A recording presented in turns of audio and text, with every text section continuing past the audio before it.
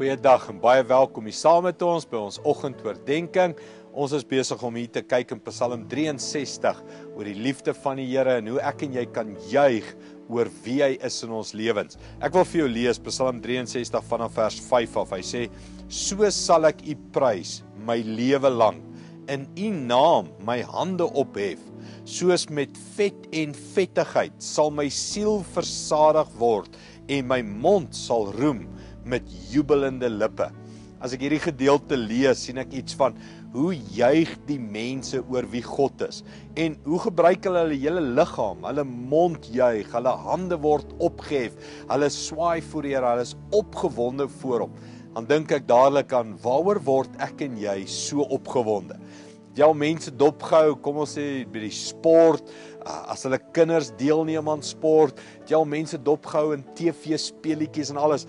Daar's 'n gejuig, daar's 'n gelag, die hele liggaam neem deel. Kom ons baie keer in die kerk, dan sien ons iets anders daar. Dan sien ons iets van 'n sombere lewe, iets van 'n teruggetrokke, doodstil, vreugdeloosheid. En die vraag wat by my opkom is iets van waaroor juig jy spontaan? Met ander woorde, sonder dat jy dink om nou bly te wees, nou opgewonde. Dit kom net van self, dit borrel uit jou uit. Hy sê hier iets van die vet en die vettigheid van die Here. Met ander woorde, wanneer jy bewus word dat alles in jou lewe, selfs jou kinders se sport of enigiets wat jy geniet, alles kom van die Here af. En dit moet spontane vreugde en lofprysing by jou losmaak. Iets van, ek wil die Here loof, ek wil juig oor alles wat hy vir my gee in my lewe. En die besef dat dit kom van hom af. So, dis nie verkeerd om te juig oor jou kinders nie, is nie verkeerd om te juig oor enigiets in die lewe nie, maar besef jy dat die vet en die vettigheid kom van die Here af. Dis hy wat dit vir jou gee. Dis hy wat dit vir jou gee om te geniet.